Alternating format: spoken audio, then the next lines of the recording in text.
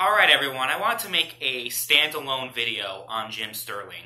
I kind of talked about him a little bit on one of yesterday's videos on PayPal, refusing to allow PayPal customers to buy Active Shooter through their platform. So if you want to buy Active Shooter on, I believe Acid Software sells it on their website. If you want to go on Acid Software's website, and if you try to pick the PayPal option, PayPal won't let it go through, essentially. And I was going on a whole tirade about how these giant corporations shouldn't make moral decisions on our behalf. If we allow them to do so, they just become way too powerful. And you see that a lot with websites like Facebook and Twitter, where if you do not have a progressive agenda, chances are you're going to get censored on that platform. You saw it with Milo Yiannopoulos. You saw it with many other personalities, especially people who were pro-Gamergate, getting censored on these platforms. So I pretty much made the whole argument that these corporations should not have that much power. They really shouldn't. And I think that there should be a balance between the government and the corporations, and that just, so they can balance each other out so that one group doesn't have so much control over our lives and making decisions on our behalf and not letting us have the freedom to do as we please. That was pretty much my whole argument in that video, but I also touched upon Jim Sterling because we were talking about Active Shooter. So I talked about Jim Sterling and his position, saying that the game should just be outright censored. Nobody should be able to play it because it's too offensive. It takes place in a school. It's a school shooting simulator, so it should not be allowed. And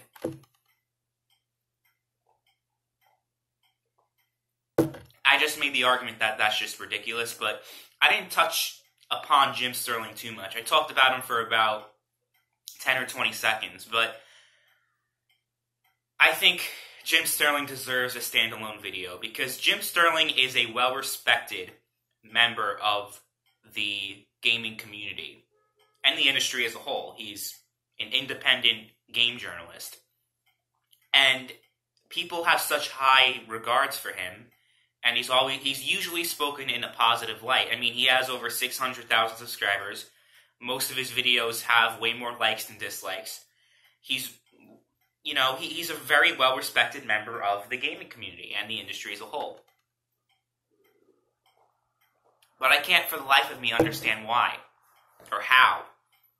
When, first of all, he stood against Gamergate, which was trying to bring to light the corruption that was happening and is still happening in video game journalism. I think what's going on right now with video game journalism is even worse than in the mainstream media. CNN, Fox News, NBC, CBS, ABC, the list goes on and on. Those mainstream outlets that are supposed to be standing up for freedom. They believe in the free press, but they also have these authoritarian aspects of them. They believe in doxing, they believe in censorship of people who hold controversial views. And, since I just brought up doxing, Jim Sterling believes in doxing, quote, assholes. Because remember when Adam Sessler and Jim Sterling had a panel? I forget what conference it was, but it was some kind of conference. And Adam Sessler, of course, being a social justice, cancerous individual, was talking about how I don't want to hear that First Amendment crap, or he said something along those lines. I'm just paraphrasing. If you're an asshole, I have the right to try and find your address and essentially dox you. And Jim Sterling, like the asshole he is, who is nodding along like, yeah, like that's such a great thing to advocate for. Are you kidding me, Jim Sterling? And people have such high respect for this person who believes in doxing people who he doesn't agree with that are, quote, assholes. Oh, you're being an asshole, so you deserve to get your personal information leaked. It's just incredible how someone like this is well respected in the industry. It just shows you that their standards that the gaming community has are not very high. If Jim Sterling is one of the most respected people in the community, it's just crazy. And also, he's an independent journalist that fights for pro-consumer values, yet believes in censoring certain games that are, quote, offensive.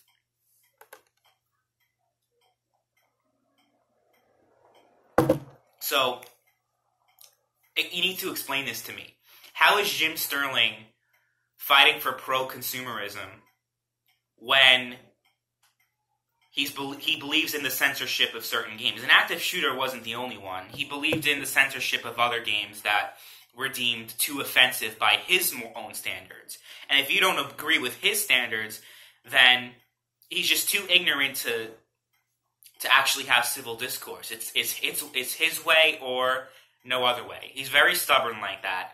He doesn't even want to hear other people's perspectives. He's very closed-minded. And someone that acts like this has such high respect in the gaming community. It's a joke. It's an absolute joke. I have zero respect for Jim Sterling. Absolutely no respect. I have as much respect for Jim Sterling as I do for the mainstream outlets like IGN, GameSpot, and the more cancerous ones like Kotaku, Polygon, and those other ones. I have just as much respect for him as I have for the other ones, because what's the difference between Jim Sterling and those people? Oh yeah, sure, IGN and GameSpot and those big mainstream outlets are pretty much paid for by the game publishers because they have this early review system where you get a copy of the game, these mainstream outlets, and YouTubers as well, don't get me wrong, but we have this review system that I believe shouldn't exist because it's just, you're asking for corruption. And this happens with YouTubers too. I'm not trying to hold the games media to an unfair standard. I'm holding the YouTubers to the same standard as well, but I'm trying to get to a bigger point here. I got a lot of flack a few months ago for commenting on that, saying that I don't believe that this system should exist. I don't believe in early review copies. I believe everybody should get the game on the same day. Whether you're an editor at IGN, whether you're a YouTuber with 1 million subscribers, or just an average Joe like I am. Sorry, that was my phone going off. And yes, that is the GTA 5 ringtone. I put that on my phone. GTA 5 kind of sucks these days, though. I haven't played that game in years because it's just so cancerous. You have flying cars now and all this bullshit. It's just like, no. I just want GTA 6 to come out, but those little 13-year-old kids keep pouring money into their parents' credit card, and it's just... That's why we haven't got GTA 6 yet. Too much money to just scrap GTA 5 and work on a new game. But the bigger point I'm trying to get at with the review system is that IGN and even the big YouTubers are less inclined to be as critical of companies like EA, Activision, etc. If, oh yeah, we're gonna fly you out to E3 and you're gonna play our game before everyone else, and they pay for your hotel expenses. It's pretty much lobbying in the video game industry. Yet so many people are okay with this system existing.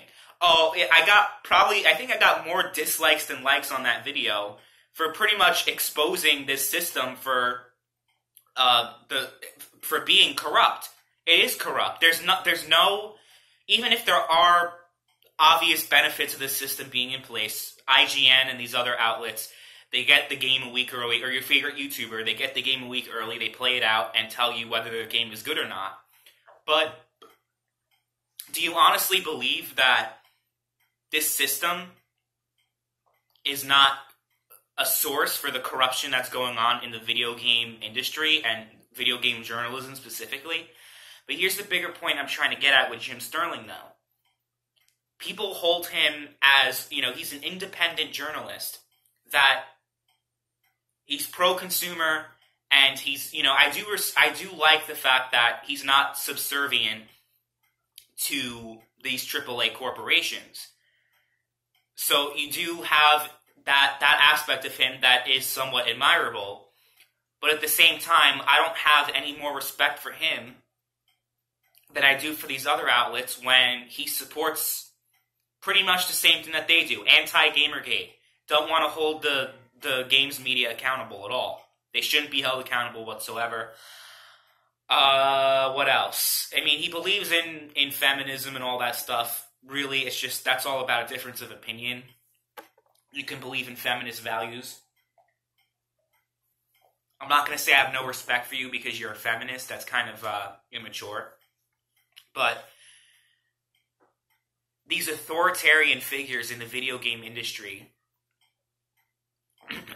they shouldn't be admired at all. They should be vilified, if you want me to be honest with you. People who call out for assholes or people who they don't agree with politically or whatever to be doxxed and have their personal information leaked. I find that unacceptable. Maybe my standards are just too out there for some people, but I think that's a pretty fair assessment. I think that's a pretty fair... That's just a normal belief to have. If you don't agree with someone, you don't go out and dox them.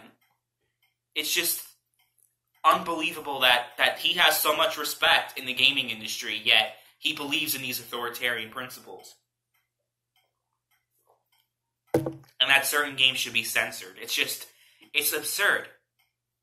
It's absurd, and this guy has so much respect. Why? Someone needs to explain that to me, because I still don't get it.